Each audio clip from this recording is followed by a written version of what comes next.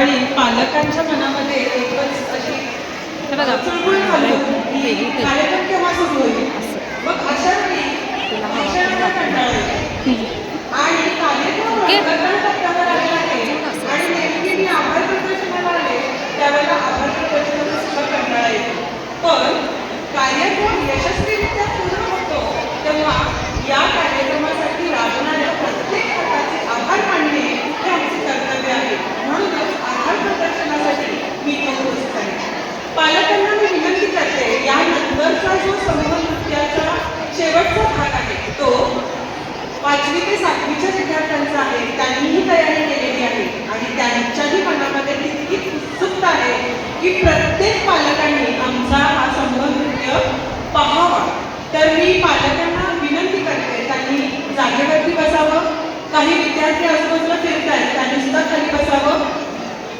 शेवटपर्यंत प्रत्येक विद्यार्थ्याला टाळ्यांचा गजर करणं हे कोल्हापुरी पालकांचं वैशिष्ट्य आहे आणि त्यात आमचे पालक कधीच कमी पडणार नाहीत. बरोबर आहे ना? तर एकदा हो दे टाळ्यांचा गजर. नूतन मराठी विद्यालय ब्रँच नंबर 1 यांनी आयोजित केलेल्या पालक आणि शिक्षकांचा स्नेह मेळाव्याचा हा कार्यक्रम 2025 अतिशय उत्साहाने उपस्थित सर्व पालक, मान्यवर अतिथी, तज्ञ संचालक मंडळ यांच्या सहकार्याने अतिशय रंगतदारपणे केलेला हा कार्यक्रम प्रत्येकाच्या मनामध्ये ठाण मांडून बसलेला आहे. याची काही क्षणचित्र कायम आपल्या मनावरती बिंबणार आहे.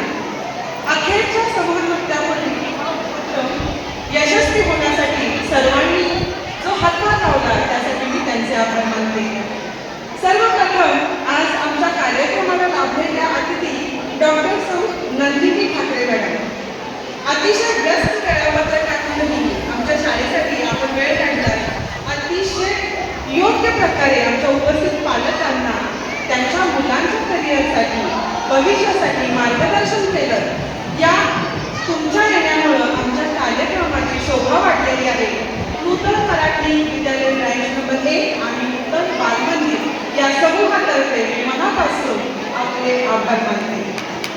यानंतर आमच्या नूतन मराठी संस्थेचे अध्यक्ष श्रीकृष्ण महाराज सर, संस्थेचे कार्यवाह श्री रावजी महाराज सर, संचालक श्री नरेंद्र शिंदे सर, सौ माधवी मॅडम, प्रिया मॅडम आणि हा कार्यक्रम अगदी सुरुवातीपासून शेवटपर्यंत ज्यांच्या कल्पनेतून साकार झाला त्या आमच्या सर्वांच्या मार्गदर्शिका, नूतन मराठी शिक्षण मंडळाच्या व्यवस्थापिका सौ पंडित मॅडम यांचे आभार मानल्याशिवाय निश्चितच हा कार्यक्रम पूर्ण होणार नाही.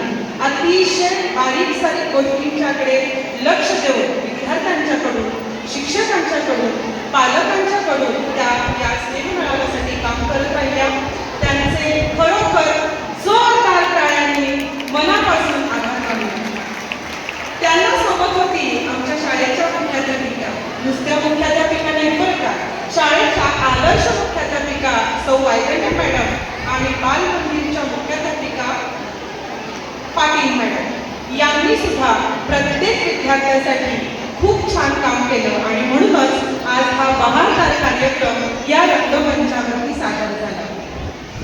माझ्या सर्व सहकारी शिक्षिका आणि शिक्षकेतर कर्मचारी सुद्धा या स्नेह मेळाव्यासाठी पूर्ण वेळ देऊन राबलेले आहेत. त्यांचे सुद्धा मी मनापासून आभार मानते.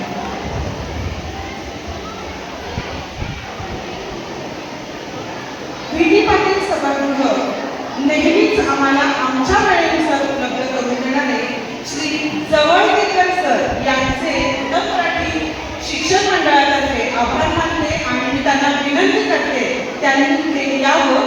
त्यांना गुलाब पुष्प देऊन त्यांचा इथे सत्कार होत आहे. माननीय श्री जवळकेकर सर, व्यवस्थापक व्ही.डी. पाटील सभागृह, नेहमी नूतन मराठीसाठी हे सभागृह ते उपलब्ध करून देतात. कोल्हापूरची ओळख म्हणजे कोल्हापूरचा पेढा. नूतन मराठी शाळेच्या प्रत्येक स्नेह मेळाव्याला आणि विद्यार्थ्यांच्या वार्षिक स्नेह संमेलनासाठी फेटा बांधावा तर तो सचिन पंडित या आमच्या पालकांनी. कोल्हापुरी फेटा असे बांधणार की विद्यार्थी कसाही नृत्यात सादरीकरणात मग्न असू दे, फेटा जराही हलणार नाही. सचिन पंडित यांना मी विनंती करते त्यांनी केल्यावर कोल्हापुरी फेट्याला वेगळी जागा उपलब्ध करून देणारे, वेगळी शान देणारे आमचे पालक 25 वर्षापेक्षा जास्त ही सेवा आपल्या विद्यार्थ्यांसाठी देत आहेत. सचिन पंडित सरांचा हा सन्मान. यानंतर खूप कौतुक करावं असं मला वाटतं ते माझ्या विद्यार्थ्यांचं, इथं ध्वनी यंत्रणा आणि प्रकाश व्यवस्था करणारे माझे 2 विद्यार्थी. त्यातला एक विद्यार्थी आहे मोहम्मद चिकोडीकर आणि दुसरा आहे श्रवण पंडित. जोरदार टाळ्या या माजी विद्यार्थ्यांसाठी या व्यवसायामध्ये आल्यानंतर आपल्या शाळेसाठी त्यांनी बहुमोल असा वेळ दिला आहे. त्यांचेही मी अतिशय मनापासून आभार मानते.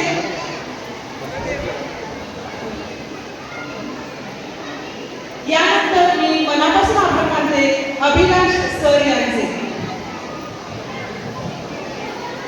अभिलाष सरांनी सुद्धा संपूर्ण तांत्रिक बाजू पेलून धरलेली आहे आणि त्यांचे आभार मानणे मी माझं कर्तव्य समजते.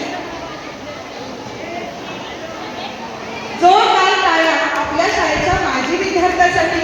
ध्वनी यंत्रणा, प्रकाश यंत्रणा राबवणारी जी टीम आहे त्या टीममध्ये अतिशय सुंदर मार्गदर्शन केलेलं आहे.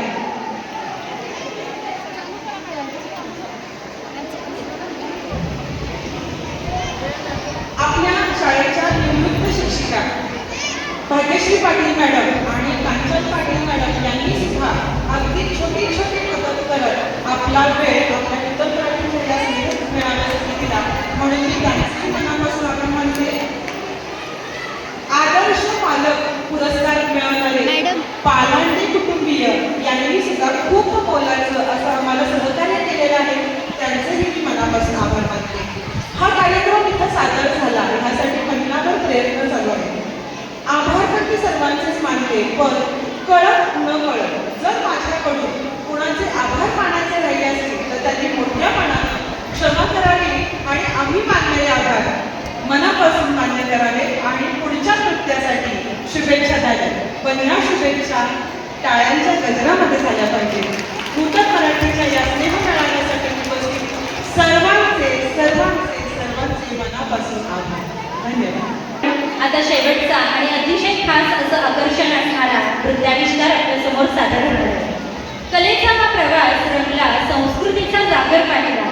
आता वेळ आहे त्या मंत्राची जो प्रत्येक भारतीयाच्या रक्तात वाहिला.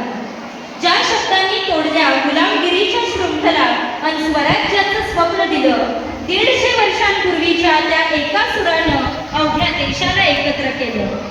बंकिमचंद्रांच्या लेखणीतून जन्मलेली ती क्रांतीची मशाल आहे. 150 वर्षांचा हा गौरवशाली प्रवास बलिदानाचा आणि समर्थ भारताचा आहे. आज राजपथावरचा तोच ऐतिहासिक दरारा या मंचावर अवतरेल जेव्हा आमची